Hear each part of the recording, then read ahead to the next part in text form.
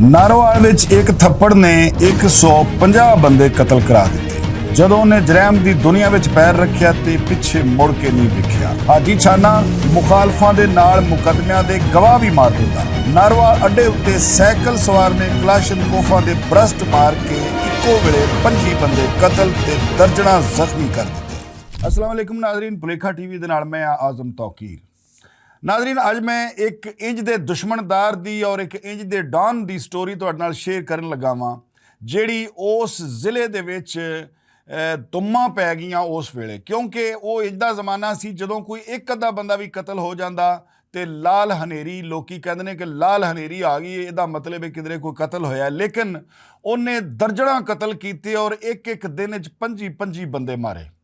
इंज दे डॉन दी स्टोरी। ਇਹਦਾ ਨਾਂ ਹੈ ਜਨਾਬ ਅਲੀ ਹਾਜੀ ਇਹਸਾਨ ਉਰਫ ਹਾਜੀ ਛਾਨਾ। ਉਮਰ ਇਹਦੀ 15 ਸਾਲ। ਰਹਿਣ ਵਾਲਾ ਕਿੱਥੋਂ ਦਾ ਹੈ? ਨਾਰੋਵਾਲ ਦਾ। ਇਹਦਾ ਪਿਓ ਜਿਹਨੂੰ ਲਾਲਾ ਲਾਲਾ ਕਹਿੰਦੇ ਸਨ, ਉਹ ਬਾਜ਼ਾਰ ਜਾਂਦਾ ਹੈ ਤੇ ਇੱਕ ਟੈਡੀ ਘੁਮਿਆਰ ਨਾਮੀ ਮੁੰਡਾ ਹੈ ਜਿਹੜਾ ਸ਼ਰਾਬ ਵਿੱਚ ਧੁੱਤ ਹੁੰਦਾ ਹੈ। ਉਹ ਸ਼ਰਾਬ ਦੇ ਨਸ਼ੇ 'ਚ ਹੀ ਕਿਸੇ ਵਜ੍ਹਾ ਤੋਂ ਲਾਲੇ ਨੂੰ ਇੱਕ ਥੱਪੜ ਮਾਰ ਦਿੰਦਾ ਹੈ। ਹਾਜੀ ਛਾਨੇ ਨੂੰ ਜਦੋਂ ਇਸ ਗੱਲ ਦਾ ਪਤਾ ਲੱਗਦਾ ਹੈ, ਇਹ ਬਾਜ਼ਾਰ ਜਾਂਦਾ ਹੈ ਤੇ ਉੱਥੇ ਇੱਕ ਕਸਾਈਆਂ ਦੀ ਦੁਕਾਨ ਤੋਂ ਛੁਰੀ ਫੜਦਾ ਹੈ ਤੇ ਜਾ ਕੇ ਉਸ ਟੈਡੀ ਘੁਮਿਆਰ ਨੂੰ ਛੁਰੀਆਂ ਮਾਰ ਦਿੰਦਾ ਹੈ। ਉਹਨੂੰ ਛੁਰੀਆਂ ਵੱਜ ਜਾਂਦੀਆਂ ਨੇ, ਉਹ ਸ਼ਦੀਦ ਜ਼ਖਮੀ ਹੋ ਜਾਂਦਾ ਹੈ ਤੇ ਇਹਦੇ ਉੱਤੇ ਕੇਸ ਹੋ ਜਾਂਦਾ ਹੈ। ਜਦੋਂ ਇਹਦੇ ਤੇ ਮੁਕੱਦਮਾ ਬਣਦਾ ਵੇ ਤੇ ਉਹਦੇ 'ਚ ਇੱਕ ਤਾਹਿਰ ਉਰਫ ਤਾਰੀ ਨਾਮੀ ਮੁੰਡਾ ਵੇ, ਉਹ ਮੌਕੇ ਦਾ ਗਵਾਹ ਬਣ ਜਾਂਦਾ ਹੈ ਕਿ ਮੇਰੇ ਸਾਹਮਣੇ ਹਾਜੀ ਛਾਨੇ ਨੇ ਟੈਡੀ ਘੁਮਿਆਰ ਨੂੰ ਛੁਰੀਆਂ ਮਾਰੀਆਂ ਨੇ। ਜਦੋਂ ਗਵਾਹ ਬਣ ਜਾਂਦਾ ਹੈ ਤੇ ਹਾਜੀ ਛਾਨਾ ਨੂੰ ਪੈਗਾਮ ਭੇਜਦਾ ਹੈ ਕਿ ਤੇਰੀ ਮਿਹਰਬਾਨੀ ਹੈ, ਇਸ ਗਵਾਹੀ ਤੋਂ ਪਿੱਛੇ ਹਟ ਜਾ, ਵਰਨਾ ਤੇਰਾ ਹਸ਼ਰ ਵੀ ਠੀਕ ਨਹੀਂ ਹੋਏਗਾ। ਖੈਰ ਉਹ ਤਾਰੀ ਜਿਹੜਾ ਉਹ ਡਟ ਜਾਂਦਾ, ਉਹ ਕਹਿੰਦਾ ਕਿ ਮੈਂ ਮੌਕੇ ਦਾ ਗਵਾਹ ਔਰ ਮੈਂ ਗਵਾਹੀ ਦੇਣੀ ਹੈ। ਇਹ ਕਹਿੰਦਾ ਚੱਲ ਫਿਰ ਇੰਜ ਤੇ ਇੰਜ ਹੀ ਸਹੀ। ਇਹ ਗਨ ਫੜਦਾ ਹੈ ਤੇ ਜਾ ਕੇ ਤਾਰੀ ਜਿਹੜਾ ਹੈਗਾ ਉਹਦੇ ਤੇ ਗੋਲੀਆਂ ਦਾ ਮੀਂਹ ਵਸਾ ਦਿੰਦਾ ਹੈ। ਤਾਰੀ ਸ਼ਦੀਦ ਜ਼ਖਮੀ ਹੋ ਜਾਂਦਾ ਹੈ, ਉਹਨੂੰ ਹਸਪਤਾਲ ਪਹੁੰਚਾ ਦਿੱਤਾ ਜਾਂਦਾ ਵੇ। ਦੂਜੇ ਦਿਨ ਤਾਰੀ ਜਿਹੜਾ ਹੈਗਾ ਉਹ ਅੱਲਾ ਨੂੰ ਪਿਆਰਾ ਹੋ ਜਾਂਦਾ ਹੈ। ਇੰਜ ਜਨਾਬ ਅਲੀ ਇਸ ਦੁਸ਼ਮਣੀ ਦਾ ਆਗਾਜ਼ ਹੁੰਦਾ ਹੈ। ਹਾਜੀ ਛਾਨਾ ਇਹਸਾਨ ਉਰਫ ਛਾਨਾ, ਉਹਦੇ ਬਾਰੇ ਦੱਸਿਆ ਜਾਂਦਾ ਹੈ ਕਿ ਬੜਾ ਵੇਖਣ ਵਿੱਚ ਬੜਾ ਨਰਮ ਦਿਲ ਜਿਹਾ ਔਰ ਬੜੇ ਨਰਮ ਲਹਿਜੇ 'ਚੋਂ ਗੁਫ਼ਤਗੂ ਕਰਦਾ ਸੀ। ਲੇਕਿਨ ਉਹ ਕਹਿੰਦੇ ਨੇ ਕਿ ਕੋਈ ਸ਼ਰੀਫ ਆਦਮੀ ਜਦੋਂ ਬਦਮਾਸ਼ ਬਣਦਾ ਹੈ ਨਾ ਤੇ ਫਿਰ ਉਹ ਬਦਮਾਸ਼ਾਂ ਨੂੰ ਵੀ ਨੱਥ ਪਾ ਦਿੰਦਾ ਹੈ। ਇਹੋ ਹੀ ਕੰਮ ਇੱਥੇ ਵੀ ਹੋਇਆ ਕਿ ਉਹ ਹਾਜੀ ਛਾਨਾ ਜਿਹੜਾ ਬੜਾ ਆਮ ਜਿਹਾ ਇੱਕ ਮੁੰਡਾ ਸੀ ਔਰ ਬੜਾ ਧੀਮੇ ਲਹਿਜੇ ਦਾ ਮੁੰਡਾ ਸੀ, ਬੜੀ ਅੱਛੀ ਗੁਫ਼ਤਗੂ ਕਰਦਾ, ਨਰਮ ਜੀ ਗੁਫ਼ਤਗੂ ਕਰਦਾ, ਜਦੋਂ ਜੁਰਮ ਦੀ ਦੁਨੀਆ 'ਚ ਆਇਆ ਹੈ ਤੇ ਉਹਨੇ ਪਿੱਛੇ ਮੁੜ ਕੇ ਨਹੀਂ ਵੇਖਿਆ। ਖੈਰ ਇਹ ਤਾਰੀ ਜਿਹੜਾ ਹੈਗਾ ਇਹ ਕਤਲ ਹੋ ਜਾਂਦਾ ਹੈ। ਉਸ ਤੋਂ ਬਾਅਦ ਇਹਦੇ ਤੇ ਇਹਦਾ ਕੇਸ ਹੋ ਜਾਂਦਾ ਹੈ। ਇਹਦੇ ਵਿੱਚ ਵੀ ਜਿਹੜੇ ਗਵਾਹ ਬਣਦੇ ਨੇ, ਇਹ ਕੀ ਕਰਦਾ ਹੈ ਕਿ ਉਹਨਾਂ ਗਵਾਹਾਂ ਨੂੰ ਮਾਰਨਾ ਸ਼ੁਰੂ ਕਰ ਦਿੰਦਾ ਹੈ, ਨਾਲ ਆਪਣੇ ਮੁਖਾਲਫਾਂ ਨੂੰ ਮਾਰਨਾ ਸ਼ੁਰੂ ਕਰ ਦਿੰਦਾ ਹੈ। 6 ਬੰਦੇ ਕਤਲ ਕਰ ਦਿੰਦਾ ਹੈ। ਕਤਲ ਕਰਨ ਤੋਂ ਬਾਅਦ ਜ਼ਾਹਿਰ ਬਾਤ ਹੈ ਪੁਲਿਸ ਐਕਸ਼ਨ 'ਚ ਆ ਜਾਂਦੀ ਹੈ। 6 ਬੰਦੇ ਉਹਨਾਂ ਉਸ ਸਮੇਂ ਕਤਲ ਜਿਹੜੇ ਕਰਨੇ ਨੇ ਬੜੀ ਵੱਡੀ ਗੱਲ ਹੁੰਦੀ ਸੀ ਕਿ ਇੱਕ ਬੰਦੇ ਨੇ 6 ਬੰਦਿਆਂ ਨੂੰ ਕਤਲ ਕਰ ਦਿੱਤਾ ਵਾਰੋ ਵਾਰੀ। ਖੈਰ ਪੁਲਿਸ ਜਦੋਂ ਇਹਦਾ ਘੇਰਾ ਤੰਗ ਕਰ ਲੈਂਦੀ ਹੈ ਤੇ ਇਹ ਇਲਾਕਾ ਗੈਰ ਚਲਾ ਜਾਂਦਾ ਹੈ। ਇਲਾਕਾ ਗੈਰ ਦੇ ਵਿੱਚ ਕਿਹੜੇ ਇਲਾਕੇ 'ਚ? ਮਿਰਾਨ ਸ਼ਾਹ ਦਾ ਇਲਾਕਾ ਹੈ। ਮਿਰਾਨ ਸ਼ਾਹ ਜਿਹੜਾ ਹੈਗਾ ਕਸਬਾ ਹੈ, ਇਹ ਪਹਾੜੀਆਂ ਦੇ ਉੱਤੇ ਵੇ ਔਰ ਉੱਥੇ ਕੋਈ ਪੁਲਿਸ ਵਗੈਰਾ ਉਸ ਸਮੇਂ ਤਾਂ ਬਿਲਕੁਲ ਹੀ ਨਹੀਂ ਸੀ ਜਾਂਦੀ। ਹੁਣ ਵੀ ਉਹ ਮੁਸ਼ਕਲ ਇਲਾਕਾ ਹੈਗਾ, ਲੇਕਿਨ ਉਦੋਂ ਖੈਰ ਉਹਦੇ ਕੋਈ ਕਿਸੇ ਕਿਸਮ ਦੀ ਪੁਲਿਸ ਨਹੀਂ ਸੀ ਜਾਂਦੀ। ਇਸ ਵਾਸਤੇ ਜਿੰਨੇ ਵੀ ਜਰਾਇਮ ਪੇਸ਼ਾ ਹੁੰਦੇ ਸਨ, ਜਿੰਨੇ ਵੀ ਡਾਨ ਸਨ, ਜਿਨ੍ਹਾਂ ਦੇ ਖਿਲਾਫ ਪੁਲਿਸ ਘੇਰਾ ਤੰਗ ਕਰਦੀ ਸੀ, ਜਾਂ ਜਿੰਨੇ ਹੈਡ ਮਨੀ ਵਾਲੇ ਹੁੰਦੇ ਸਨ ਲੋਕ ਜਿਨ੍ਹਾਂ ਉੱਤੇ ਲੱਖਾਂ ਰੁਪਈਏ ਪੁਲਿਸ ਨੇ ਲਾਏ ਹੁੰਦੇ ਸਨ ਉਹਦੀ ਗ੍ਰਿਫਤਾਰੀ ਲਈ, ਉਹ ਸਾਰੇ ਨਸ ਨੁਸਕੇ ਤੇ ਮਿਰਾਨ ਸ਼ਾਹ ਦੇ ਇਲਾਕੇ 'ਚ ਚਲੇ ਜਾਂਦੇ ਸਨ। ਖੈਰ ਇਹ ਉੱਥੇ ਜਾ ਕੇ ਰਹਿਣ ਲੱਗ ਪਿਆ ਵੇ ਤੇ ਇਹਨੇ ਕੀਤਾ ਕੀ ਹੈ ਕਿ ਆਪਣਾ ਗੈਂਗ ਬਣਾ ਲਿਆ। ਇਹਦੇ ਗੈਂਗ ਦੇ ਵਿੱਚ ਪੱਪੂ ਸਿਆਲ ਕੋਟੀਆ, ਬਿੱਲੂ ਸਿਆਲ ਕੋਟੀਆ, ਮਨਸ਼ਾ ਡੱਕ ਗੁਜਰਾਂਵਾਲੇ ਵਾਲਾ, ਸਾਬਰ ਡੋਗਰ, ਇਹ ਸਾਰੇ ਲੋਕ ਜਿਹੜੇ ਨੇ ਇਹਦੇ ਨਾਲ ਮਿਲਦੇ ਜਾਂਦੇ ਨੇ ਔਰ ਇਹ ਬੜਾ ਤਗੜਾ ਗੈਂਗ ਬਣ ਜਾਂਦਾ ਹੈ। ਔਰ ਸਾਰਾ ਗੈਂਗ ਜਿਹੜਾ ਉੱਥੇ ਜਾ ਕੇ ਮਿਰਾਨ ਸ਼ਾਹ ਰਹਿਣ ਲੱਗ ਪੈਂਦਾ ਵੇ। ਹੁਣ ਇਹ ਕਤਲ ਤੇ ਇਹਨੇ ਕਰ ਦਿੱਤੇ, ਨਾਲ ਇਸ ਗੈਂਗ ਨੇ ਪੱਥਾਖੋਰੀ ਸ਼ੁਰੂ ਕਰ ਦਿੱਤੀ। ਜਦੋਂ ਪੱਥਾਖੋਰੀ ਸ਼ੁਰੂ ਕਰ ਦਿੱਤੀ, ਮੁਖਤਲਿਫ ਅੱਡਿਆਂ ਦੇ ਉੱਤੋਂ ਇਹਨਾਂ ਪੈਸੇ ਲੈਣੇ ਸ਼ੁਰੂ ਕਰ ਦਿੱਤੇ। ਜ਼ਾਹਿਰ ਹੈ ਇੰਨੇ ਕਤਲਾਂ ਤੋਂ ਬਾਅਦ ਲੋਕਾਂ ਉੱਤੇ ਇਹਨਾਂ ਦਾ ਬੜਾ ਖੌਫ ਔਰ ਬੜੀ ਦਹਿਸ਼ਤ ਜਿਹੜੀ ਹੈ ਉਤਾਰੀ ਹੋ ਚੁੱਕੀ ਸੀ। ਕੋਈ ਬੰਦਾ ਇਹਨਾਂ ਨੂੰ ਇਨਕਾਰ ਨਹੀਂ ਸੀ ਕਰਦਾ। ਨਾਰੋਵਾਲ ਦਾ ਜਿਹੜਾ ਅੱਡਾ ਵੇ ਇਹਦੇ ਤੋਂ ਵੀ ਇਹ ਪੱਥਾ ਵਸੂਲ ਕਰਦੇ ਸਨ। ਅੱਛਾ ਇਹ ਤੇ ਉੱਥੇ ਰਹਿੰਦੇ ਸਨ ਤੇ ਇਹਨਾਂ ਦੇ ਪਿੱਛੇ ਇੱਕ ਬੰਦਾ ਸੀ ਜਿਹਦਾ ਨਾਂ ਸੀ ਅਜ਼ਮਤੁੱਲਾ। ਅਜ਼ਮਤੁੱਲਾ ਇਹਨਾਂ ਦੇ ਸਾਰੇ ਕੇਸਿਸ ਨੂੰ ਵੇਖਦਾ ਸੀ, ਯਾਨੀ FIRਾਂ ਤੋਂ ਲੈ ਕੇ ਜੋ ਵੀ ਕੇਸਿਸ ਮੁਕੱਦਮੇ ਵਾਰੀ ਹੁੰਦੀ ਹੈ ਉਹਦੇ ਹਵਾਲੇ ਨਾਲ ਸਾਰੇ ਕੰਮ ਵਕੀਲਾਂ ਨੂੰ ਮਿਲਣਾ ਉਹ ਹੀ ਕਰਦਾ ਸੀ। ਹਰ ਬੰਦੇ ਦੇ ਪਿੱਛੇ ਕੋਈ ਨਾ ਕੋਈ ਹੁੰਦਾ ਵੇ। ਅੱਛਾ ਉਹ ਅਜ਼ਮਤੁੱਲਾ ਇਹ ਕੰਮ ਕਰਦਾ ਰਿਹਾ। ਹੁਣ ਅਜ਼ਮਤੁੱਲਾ ਜਿਹੜਾ ਹੈਗਾ ਉਹਨੂੰ ਇੱਕ ਇਹ ਗੱਲ ਜਿਹੜੀ ਜ਼ਹਿਨ 'ਚ ਆਈ ਬਈ ਇਹ ਤੇ ਚਲੇ ਗਏ ਨੇ ਇਲਾਕਾ ਗੈਰ, ਔਰ ਜਿੰਨੇ ਬੰਦੇ ਇਹਨਾਂ ਕਤਲ ਕਰ ਦਿੱਤੇ ਨੇ ਇਹਨਾਂ ਵਾਪਸ ਹੁਣ ਮੁਸ਼ਕਿਲ ਹੀ ਆਉਣਾ, ਕਦੀ ਆਣਗੇ ਫਿਰ ਵਾਪਸ ਚਲੇ ਜਾਣਗੇ। ਉਹਨੇ ਕੀ ਕੀਤਾ ਕਿ ਉਹਨੂੰ ਵੀ ਬਦਮਾਸ਼ੀ ਦੀ ਸੁੱਝੀ। ਉਹਨੇ ਇਹ ਕੰਮ ਕੀਤਾ ਜਨਾਬ ਅਲੀ ਕਿ ਜਿਹੜੇ ਅੱਡਿਆਂ ਤੋਂ ਇਹ ਪੈਸੇ ਲੈਂਦੇ ਸਨ ਉਸ ਉਹਨਾਂ ਸਾਰੇ ਅੱਡਿਆਂ ਤੇ ਆਪਣਾ ਕਬਜ਼ਾ ਕਰ ਲਿਆ। ਹੁਣ ਉਹ ਪੈਸੇ ਵਸੂਲਣੇ ਉਸਨੇ ਸ਼ੁਰੂ ਕਰ ਦਿੱਤੇ। ਜਦੋਂ ਛਾਨਾ ਨੂੰ ਇਸ ਗੱਲ ਦਾ ਪਤਾ ਲੱਗਦਾ ਹੈ ਕਿ ਅਜ਼ਮਤੁੱਲਾ ਨੇ ਪੈਸੇ ਮੇਰੇ ਅੱਡੇ ਤੋਂ ਵਸੂਲ ਕਰਨੇ ਸ਼ੁਰੂ ਕਰ ਦਿੱਤੇ ਨੇ, ਤੇ ਉਹ ਅਜ਼ਮਤੁੱਲਾ ਨੂੰ ਕਾਲ ਕਰਦਾ, ਕਾਲ ਚੁੱਕਦਾ ਹੈ ਉਹਦਾ ਗਨਮੈਨ, ਤੇ ਉਹ ਦੱਸਦਾ ਵੇ ਕਿ ਹਾਜੀ ਛਾਨੇ ਦੀ ਕਾਲ ਹੈ। ਤੇ ਅੱਗੋਂ ਅਜ਼ਮਤੁੱਲਾ ਕਹਿੰਦਾ ਹੈ ਕਿ ਕਾਲ ਨੂੰ ਬੰਦ ਕਰ ਦੇ, ਨਾਲ ਗਨਮੈਨ ਨੂੰ ਕੋਈ 2-4 ਗਾਲਾਂ ਵੀ ਠੱਪ ਦਿੰਦਾ ਹੈ। ਅਜ਼ਮਤੁੱਲਾ ਉਸ ਤੋਂ ਬਾਅਦ ਹਾਜੀ ਛਾਨਾ ਜਿਹੜਾ ਉਹ ਦੂਜੀ ਵਾਰੀ ਫਿਰ ਕਾਲ ਕਰਦਾ। ਜਦੋਂ ਫਿਰ ਕਾਲ ਕਰਦਾ ਹੁਣ ਗਨਮੈਨ ਨੂੰ ਚੌਂਕੇ ਅਜ਼ਮਤੁੱਲਾ ਤੋਂ ਗਾਲਾਂ ਪੈ ਚੁੱਕੀਆਂ ਸਨ, ਉਹ ਪਹਿਲਾਂ ਹੀ ਬੜਾ ਗੁੱਸੇ 'ਚ ਬੈਠਾ ਸੀ। ਉਹਨੇ ਹਾਜੀ ਛਾਨੇ ਨਾਲ ਵੀ ਬਦਤਮੀਜ਼ੀ ਕਰ ਦਿੱਤੀ। ਜਦੋਂ ਉਹਨੇ ਹਾਜੀ ਛਾਨੇ ਨਾਲ ਬਦਤਮੀਜ਼ੀ ਕਰ ਦਿੱਤੀ ਤੇ ਹਾਜੀ ਛਾਨੇ ਸਮਝਿਆ ਕਿ ਇਹ ਤੇ ਕੰਮ ਜਿਹੜਾ ਵੱਧ ਗਿਆ ਵੇ, ਮੇਰੇ ਅੱਡਿਆਂ ਤੇ ਅਜ਼ਮਤੁੱਲਾ ਨੇ ਕਬਜ਼ਾ ਵੀ ਕਰ ਲਿਆ ਵੇ। ਮੈਂ ਫੋਨ ਕੀਤਾ ਵੇ ਤੇ ਇਹਦੇ ਗਨਮੈਨ ਨੇ ਮੇਰੇ ਨਾਲ ਬਦਤਮੀਜ਼ੀ ਕਰ ਦਿੱਤੀ, ਅਜ਼ਮਤ ਤੇ ਅਜ਼ਮਤ ਰਹਿ ਗਿਆ, ਉਹਦਾ ਗਨ ਵੀ ਮੇਰੇ ਨਾਲ ਬਦਤਮੀਜ਼ੀ ਦੇ ਉਤਰ ਆਇਆ। ਇਹਦਾ ਮਤਲਬ ਇਹ ਵੇ ਕਿ ਸਾਡਾ ਰੋਬ, ਸਾਡੀ ਦਹਿਸ਼ਤ ਤੇ ਬਿਲਕੁਲ ਖਤਮ ਹੁੰਦੀ ਜਾ ਰਹੀ ਹੈ, ਲਿਹਾਜ਼ਾ ਇਹਦਾ ਕੋਈ ਉਪਾਅ ਕਰਨਾ ਚਾਹੀਦਾ। ਫਿਰ ਉੱਥੇ ਉਹ ਹੋਇਆ ਨਾਰੋਵਾਲ ਦੇ ਵਿੱਚ ਜਿਹੜਾ ਅੱਜ ਤੱਕ ਤਾਰੀਖ ਨੂੰ ਯਾਦ ਹੈ, ਜਿਹੜਾ ਅੱਜ ਤੱਕ ਲੋਕਾਂ ਨੂੰ ਯਾਦ ਹੈ ਕਿ ਇਹ ਜਿਹਦਾ ਸਾਨਹਾ ਏਡਾ ਵੱਡਾ ਵਾਕਿਆ ਨਾਰੋਵਾਲ 'ਚ ਨਾ ਪਹਿਲੇ ਕਦੀ ਹੋਇਆ ਔਰ ਨਾ ਹੀ ਉਸ ਤੋਂ ਬਾਅਦ ਵਿੱਚ ਹੋਇਆ ਵੇ। ਹੁੰਦਾ ਕੀ ਹੈ ਜਨਾਬ ਅਲੀ ਕਿ ਇੱਕ ਬੰਦਾ ਸਾਈਕਲ ਉੱਤੇ ਬਹਿ ਕੇ, ਇੱਕ ਤੋੜਾ ਉਹਨੇ ਪਿੱਛੇ ਰੱਖਿਆ ਹੈ ਸੀਟ, ਪਿਛਲੀ ਸੀਟ ਦੇ ਉੱਤੇ, ਤੇ ਸਾਈਕਲ ਚਲਾਉਂਦਾ ਚਲਾਉਂਦਾ ਅੱਡੇ ਉੱਤੇ ਪਹੁੰਚਦਾ ਹੈ। ਅੱਡੇ ਉੱਤੇ ਆ ਕੇ ਉਹ ਤੋੜਾ ਥੱਲੇ ਰੱਖਦਾ ਹੈ, ਉਹਦੀ ਗੰਢ ਖੋਲ੍ਹਦਾ ਹੈ, ਗੰਢ ਖੋਲ੍ਹ ਕੇ ਉਹਦੇ ਵਿੱਚੋਂ ਕਲਾਸ਼ਨਕੋਫ ਕੱਢਦਾ ਹੈ, ਕੱਢ ਕੇ ਤੇ ਉਹ ਬੇਦਰੇਗ ਫਾਇਰਿੰਗ ਕਰਨਾ ਸ਼ੁਰੂ ਕਰ ਦਿੰਦਾ। ਜਿਹੜੇ ਪਾਸੇ ਉਹਦਾ ਮੂੰਹ ਆਇਆ ਉਧਰ ਉਹਨੇ ਛੱਟੇ ਮਾਰਨੇ ਸ਼ੁਰੂ ਕਰ ਦਿੱਤੇ। ਅੱਛਾ, ਇੱਕ ਕਲਾਸ਼ਨਕੋਫ ਦੀਆਂ ਜਦੋਂ ਗੋਲੀਆਂ ਮੁੱਕੀਆਂ ਨੇ ਉਹਨੇ ਉਹ ਰੱਖੀ ਹੈ, ਦੂਜੀ ਤੋੜੇ 'ਚੋਂ ਕੱਢ ਲਈ ਹੈ, ਉਹਦੇ ਨਾਲ ਫਾਇਰਿੰਗ ਕਰਨੀ ਸ਼ੁਰੂ ਕਰ ਦਿੱਤੀ ਹੈ। ਕਿਉਂਕਿ ਉਹ ਤੋੜਾ ਸਾਰਾ ਜਿਹੜਾ ਉਹ ਗੰਨਾਂ ਦਾ ਭਰਿਆ ਸੀ ਔਰ ਸਾਰੀਆਂ ਗੰਨਾਂ ਲੋਡਡ ਸਨ। ਉਹ ਇਹ ਸੋਚ ਕੇ ਆਇਆ ਸੀ ਕਿ ਮੈਨੂੰ ਕਿਸੇ ਮੈਗਜ਼ੀਨ ਦੇ ਵਿੱਚ ਗੋਲੀ ਨਾ ਪਾਣੀ ਪਵੇ, ਇਸ ਵਾਸਤੇ ਉਹ ਇੰਨੀਆਂ ਗੰਨਾਂ ਨਾਲ ਲੈ ਕੇ ਆਇਆ ਸੀ। ਖੈਰ, ਉਹਨੇ ਜਦੋਂ ਗੋਲੀਆਂ ਦੇ ਛੱਟੇ ਮਾਰੇ ਪੂਰੇ ਅੱਡੇ ਦੇ ਵਿੱਚ, ਦੱਸਦੇ ਨੇ ਕਿ 25 ਬੰਦੇ ਮੌਕੇ ਉੱਤੇ ਕਤਲ ਹੋ ਗਏ, ਜਿਨ੍ਹਾਂ ਵਿੱਚ ਅਜ਼ਮਤੁੱਲਾ ਵੀ ਸ਼ਾਮਿਲ ਹੈ, ਔਰ ਦਰਜਨਾਂ ਦੇ ਹਿਸਾਬ ਨਾਲ ਬੰਦੇ ਉੱਥੇ ਜ਼ਖਮੀ ਹੋ ਗਏ। ਤੇ ਮਜ਼ੇ ਦੀ ਗੱਲ ਇਹ ਵੇ ਕਿ ਉਹ ਸਾਈਕਲ ਸਵਾਰ ਜਿਹੜਾ ਹੈਗਾ ਉਹ ਹਟ ਕੇ ਗੰਨਾਂ ਆਪਣੀਆਂ ਉੱਥੇ ਹੀ ਜ਼ਮੀਨ ਦੇ ਉੱਤੇ ਰੱਖ ਕੇ ਉਸੇ ਸਾਈਕਲ ਦੇ ਉੱਤੇ ਬਹਿ ਕੇ ਫਰਾਰ ਹੋਣ ਵਿੱਚ ਕਾਮਯਾਬ ਹੋ ਜਾਂਦਾ ਹੈ। ਉਹ ਜਦੋਂ ਕਾਮਯਾਬ ਹੋ ਜਾਂਦਾ ਹੈ ਉੱਥੋਂ ਨਿਕਲ ਜਾਂਦਾ ਵੇ। ਇਹ ਬੜਾ ਵੱਡਾ ਵਾਕਿਆ ਸੀ। ਪੁਲਿਸ ਨੂੰ ਵਕਤ ਪੈ ਗਿਆ, ਪੂਰੇ ਪੰਜਾਬ ਵਿੱਚ ਹਾਜੀ ਛਾਨਾ ਦੀ ਦਹਿਸ਼ਤ ਫੈਲ ਗਈ। ਕਈ ਲੋਕ ਤਾਂ ਦੱਸਦੇ ਨੇ ਕਿ ਹਾਜੀ ਛਾਨਾ ਆਪ ਨਹੀਂ ਸੀ, ਉਹਨੇ ਕਿਸੇ ਆਪਣੇ ਸੰਗੀ ਨੂੰ ਭੇਜਿਆ ਸੀ, ਲੇਕਿਨ ਜ਼ਰਾਏ ਤੋਂ ਇਹ ਪਤਾ ਚੱਲਿਆ ਕਿ ਇਹ ਕੰਮ ਹਾਜੀ ਛਾਨੇ ਨੇ ਆਪਣੇ ਹੱਥਾਂ ਨਾਲ ਹੀ ਕੀਤਾ ਵੇ।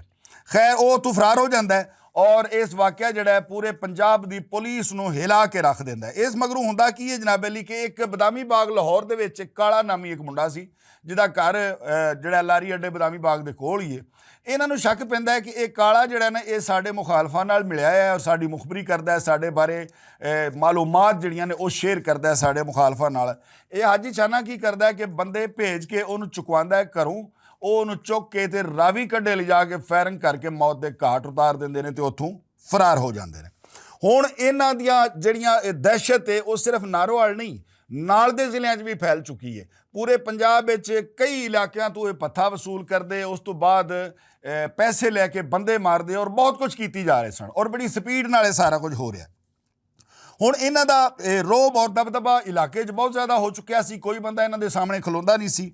ਇਹਨਾਂ ਸੋਚਿਆ ਕਿ ਹਾਜੀ ਛਾਨੇ ਦਾ ਭਰਾ ਇਰਫਾਨ ਉਰਫ ਮਲੰਗੀ, ਇਰਫਾਨ ਉਰਫ ਮਲੰਗੀ ਨੂੰ ਕਿਉਂ ਨਾ ਅਸੀਂ ਇਲੈਕਸ਼ਨ ਲੜਾਈਏ। ਇਲੈਕਸ਼ਨ ਆ ਰਹੇ ਸਨ, ਉਹਨਾਂ ਸੋਚਿਆ ਕਿ ਹੁਣ ਸਿਆਸਤ ਵਿੱਚ ਹਿੱਸਾ ਲਈਏ। ਅੱਛਾ, ਉਸ ਇਲਾਕੇ 'ਚੋਂ ਬਾਬਰ ਖਾਨ ਸਿਆਸਤਦਾਨ ਜਿਹੜਾ ਕਿ ਜਿਹਦਾ ਤਾਲੁਕ ਨੂਨ ਲੀਗ ਨਾਲ ਸੀ, ਉਹ ਹਮੇਸ਼ਾ ਤੋਂ ਉਹ ਹੀ ਜਿੱਤਦਾ ਸੀ।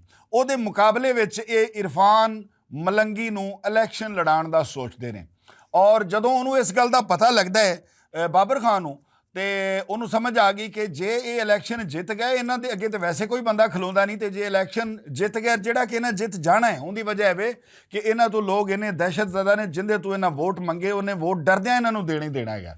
ਲਿਹਾਜ਼ਾ ਖੈਰ ਉਹਨਾਂ ਇਹਨੂੰ ਧਮਕੀਆਂ ਸ਼ਮਕੀਆਂ ਵੀ ਲਾਈਆਂ। ਉਹਦਾ ਤਾਲੁਕ ਵੀ ਨੂਨ ਲੀਗ ਨਾਲ ਸੀ ਔਰ ਮੀਆਂ ਸ਼ਹਿਬਾਜ਼ ਸ਼ਰੀਫ ਨਾਲ ਉਹਦਾ ਬੜਾ ਅੱਛਾ ਰਿਲੇਸ਼ਨ ਸਨ ਬਾਬਰ ਖਾਨ ਦੇ। ਬਾਬਰ ਖਾਨ ਜਨਾਬ ਅਲੀ ਮੀਆਂ ਸ਼ਹਿਬਾਜ਼ ਸ਼ਰੀਫ ਨੂੰ ਆ ਕੇ ਮਿਲਦਾ ਹੈ ਤੇ ਉਹਨੂੰ ਸਾਰੀ ਸੂਰਤ ਹਾਲ ਦੱਸਦਾ ਹੈ ਕਿ ਉੱਥੋਂ ਅੱਜ ਤੀਕਰ ਨੂਨ ਲੀਗ ਹੀ ਜਿੱਤ ਰਹੀ ਹੈ, ਲੇਕਿਨ ਇਹ ਬੰਦੇ ਜਿਨ੍ਹਾਂ ਦਾ ਇਹ ਟੋਟਲ ਡਾਟਾ ਹੈ ਉਹਨਾਂ ਇਹਦੇ ਹੁਣ ਤੱਕ ਬੰਦੇ ਮਾਰ ਦਿੱਤੇ ਨੇ, ਭੱਥਾ ਵਸੂਲ ਕਰਦੇ ਨੇ ਔਰ ਜੇ ਇਹ ਬੰਦੇ ਜਿੱਤ ਗਏ ਜਿਹੜੇ ਕਿ ਲੱਗਦਾ ਕਿ ਇਹਨਾਂ ਜਿੱਤ ਜਾਣਾ ਹੈ ਆਪਣੇ ਇਸ ਦਹਿਸ਼ਤ ਦੀ ਵਜ੍ਹਾ ਤੋਂ, ਤੇ ਫਿਰ ਉੱਥੇ ਲੋਕਾਂ ਦਾ ਕੀ ਬਣੇਗਾ ਔਰ ਇਹ ਸੀਟ ਨੂਨ ਲੀਗ ਕੋਲੋਂ ਖੁੱਸ ਜਾਏਗੀ, ਤੇ ਲਿਹਾਜ਼ਾ ਇਹਦਾ ਕੋਈ ਬੰਦੋਬਸਤ ਕਰੋ। ਖੈਰ ਮੀਆਂ ਸ਼ਹਿਬਾਜ਼ ਸ਼ਰੀਫ ਨੇ ਏਜੰਸੀਆਂ ਤੇ ਪੁਲਿਸ ਨੂੰ ਕਿਹਾ ਕਿ ਇਹਨੂੰ ਲਾਓ ਟਿਕਾਣੇ, ਇੰਨੇ ਬੰਦੇ ਮਾਰੇ ਨੇ, ਇਹਨੂੰ ਰੱਖਣ ਦੀ ਐਡੀ ਲੋੜ ਕਿਹੜੀ ਹੈ। ਹੁਣ ਏਜੰਸੀਆਂ ਨੇ ਤੇ ਪੁਲਿਸ ਨੇ ਘੇਰਾ ਜਦੋਂ ਤੰਗ ਕੀਤਾ ਤੇ ਇਹ ਸਾਰਾ ਗਰੁੱਪ ਫਿਰ ਇਲਾਕਾ ਗੈਰ ਯਾਨੀ ਮੀਰਨ ਸ਼ਾਹ ਪਹੁੰਚ ਗਿਆ, ਜਿਹਦੇ ਵਿੱਚ ਬਿੱਲੂ ਸਿਆਲਕੋਟੀਆ ਵੀ ਸ਼ਾਮਲ ਹੈ, ਪੱਪੂ ਸਿਆਲਕੋਟੀਆ, ਮਨਸ਼ਾ ਡੱਕ, ਸਾਬਰ ਡੋਗਰ, ਹੋਰ ਬਹੁਤ ਸਾਰੇ ਲੋਕ ਜਿਹੜੇ ਇਸ ਗੈਂਗ ਦੇ ਵਿੱਚ ਸ਼ਾਮਲ ਸਨ। ਉਹ ਇੱਕ ਵਾਰੀ ਸਾਰੇ ਜਿਹੜੇ ਨੇ ਇੱਥੋਂ ਗਾਇਬ ਹੋ ਜਾਂਦੇ ਨੇ। ਜਦੋਂ ਉਹ ਗਾਇਬ ਹੋ ਜਾਂਦੇ ਨੇ ਤੇ ਇਹਨੂੰ ਹੁਣ ਚੌਂਕੇ ਬੜਾ ਗੁੱਸਾ ਸੀ ਹਾਜੀ ਛਾਨੇ ਨੂੰ ਆਪਣੇ ਸਿਆਸੀ ਮੁਖਾਲਫ ਬਾਬਰ ਖਾਨ ਉੱਤੇ, ਇਸ ਵਾਸਤੇ ਕਿ ਉਹਦੀ ਵਜ੍ਹਾ ਤੋਂ ਪੁਲਿਸ ਜਿਹੜੀ ਉਹਨੇ ਘੇਰਾ ਤੰਗ ਕਰ ਲਿਆ ਸੀ। ਲਿਹਾਜ਼ਾ ਇਹ ਆਪਣੇ ਸਾਥੀਆਂ ਨੂੰ, ਜਿਨ੍ਹਾਂ 'ਚ ਬਿੱਲੂ ਬੱਟ, ਸਾਬਰ ਡਾਕੇ ਔਰ ਬਿੱਲੂ ਸਿਆਲਕੋਟੀਆ, ਪੱਪੂ ਹੈ, ਇਹਨਾਂ ਸਾਰਿਆਂ ਨੂੰ ਇਹ ਕਹਿੰਦਾ ਹੈ ਕਿ ਜਾ ਕੇ ਤੇ ਇਹ ਬਾਬਰ ਖਾਨ ਜਿਹੜਾ ਹੈਗਾ ਇਹਨੂੰ ਉਡਾ ਦਿਓ। ਉਹ ਇਹਨੂੰ ਮਾਰਨ ਵਾਸਤੇ ਆਉਂਦੇ ਨੇ, ਲੇਕਿਨ ਉਹਨਾਂ ਦਾ ਉੱਥੇ ਹੋ ਜਾਂਦਾ ਹੈ ਪੁਲਿਸ ਮੁਕਾਬਲਾ।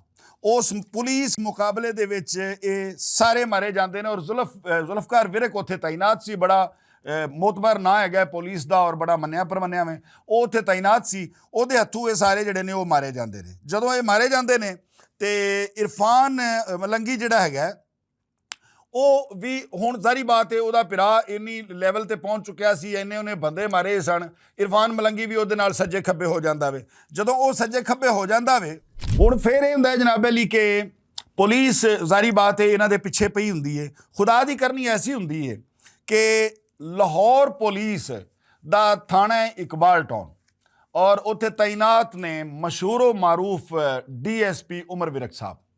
ਉਹਨਾਂ ਇੱਕ ਟੀਮ ਬਣਾਈ ਸੀ, ਉਹਨਾਂ ਦਾ ਸਟਾਫ ਅਫਸਰ ਸੀ ਹਸੀਬ ਖਾਨ।